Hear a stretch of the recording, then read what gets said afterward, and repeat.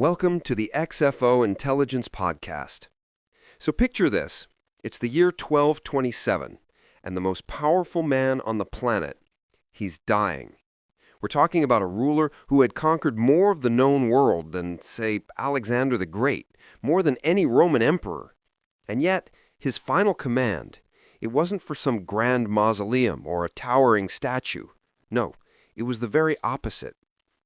"Let my body go," he told his followers. "Let my nation live." And, well, that's exactly what happened.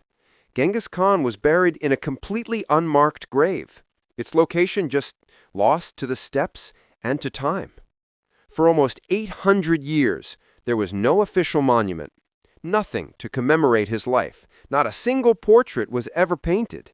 And yet, his influence is, well, it's embedded in principles and systems that still echo today.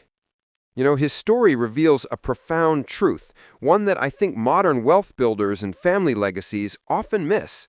It's this: the most enduring monuments, they're invisible. They're the frameworks, the systems that keep on serving long after the people who created them have returned to dust. To really understand the architect, you have to first understand the man. Before he was Genghis Khan, he was just a boy named Temujin. And his world, it was one of betrayal. After his father was poisoned, his own tribe abandoned his family on the harsh Mongolian plains. He was hunted, captured, even enslaved with a wooden yoke around his neck.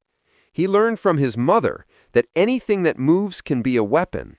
And from his own relatives, he learned that blood is no guarantee of loyalty. He famously said he had been abandoned over and over and over again by his own father's brothers. This brutal education, it forged his entire worldview. It taught him that survival depends not on family ties, but on systems. Systems that reward competence and loyalty wherever you happen to find them.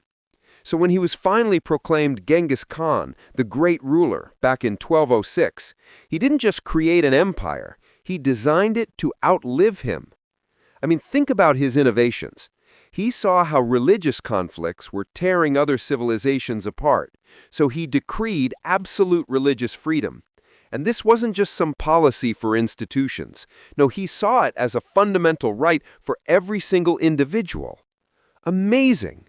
No ruler in history had ever conceived of it that way. He established ironclad protection for all envoys and ambassadors.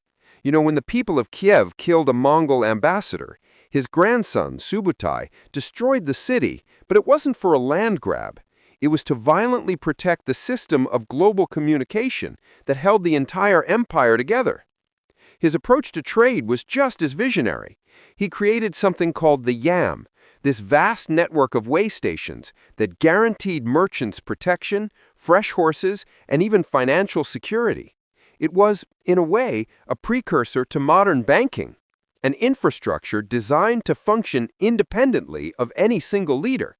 He was, in effect, designing for his own absence. And this philosophy, it was reflected in his personal life. He dressed, ate, and lived just like his soldiers. He forbade any statues, temples, or palaces in his name. Now, this wasn't just humility. It was strategic system design.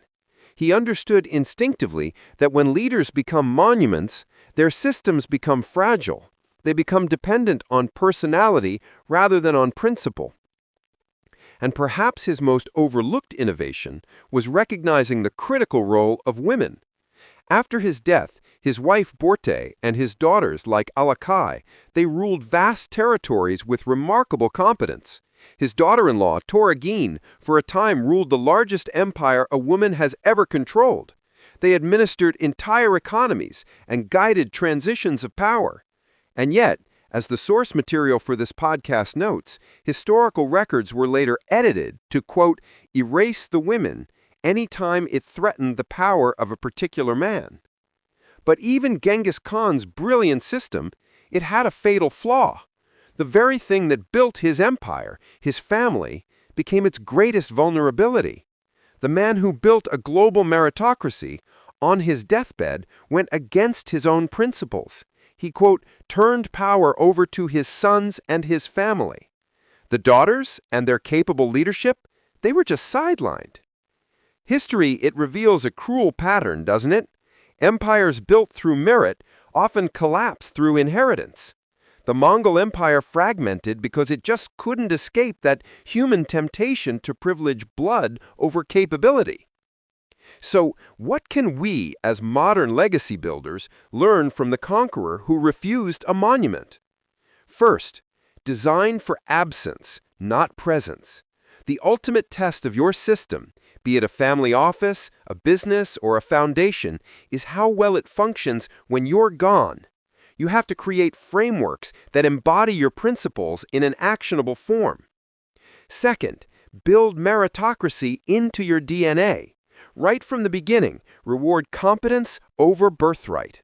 And while family matters, of course, institutional survival, that depends on competence. And third, create universal value, not just extract it. Khan's empire thrived because it created real benefits for those within it. Safer trade, religious freedom, stability. When your system generates value for other people, it creates this self-reinforcing cycle of loyalty. The true measure of a legacy is not some name carved in stone. As the historian Jack Weatherford observes, if you want to see the face of Genghis Khan, walk in any gur in Mongolia. The first child you see, that's the face of Genghis Khan. It's his nation. He created that nation. The profound legacy question isn't, how will I be remembered? But what systems will continue to serve others when I am gone? And this brings us to a question we'd like you to think about. In our modern world, we see fortunes won and lost in a single generation. We're obsessed with the accumulation of wealth. But maybe we're focused on the wrong challenge. So here is our question to you. Is the greater struggle to build a massive family fortune? Or is it to design a family system that can withstand the corrosive power of that same fortune for generations to come?